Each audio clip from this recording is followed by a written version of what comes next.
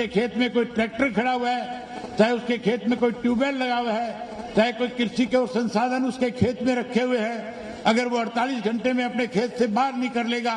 तो 48 घंटे के बाद सरकार उस सारी की सारी संपत्ति की मालिक बन जाएगी और किसान को अपनी मन मर्जी से कलेक्टरेट के हिसाब से पैसे दे करके उस जमीन से बेदखल करने का काम करेगी। जहां कांग्रेस के लोगों की जिम्मेवारी बन रही थी, जिस वक्त ये इस किस्म का कानून बनाया जा रहा था, जो खेती से जुड़े हुए लोग थे, उन लोगों को जहां आपके साथ खड़ा होना चाहिए था, वो लोग कहीं सरकार के सामने बेबस थे, कहीं ना कहीं सरकार की कठपुतली बन करके इस तरह के कानून को पास करवाने में चुप्पी साधे हुए थे। लेकिन अब जब मैं विधानसभा का सदस्य बन करके गया, मैंने विधानसभा में जाते ही सबसे पहले इस बात को लेकर के कॉलिंग अटेंशन मोशन सरकार के सामने रखा और सरकार से पूछा कि आपने इस तरह का कानून बनाने की कैसे चेष्टा कर ली, कैसे आप हरियाणा प्रदेश की किसान की जमीन को इस तरह से छीनने के लिए इस तरह का कानून बनाया है, आप अपने इस कानून को वापस लेने का काम करो।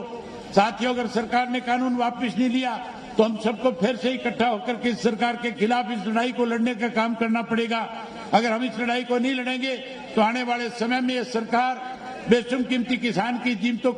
जमीन को कोड़ियों के भाव से लेकर के उसको जमीन से बेदखल करने का काम करेगी। मैं टिकैत साहब से निवेदन करना चाहूंगा कि टिकैत साहब सारी की सारी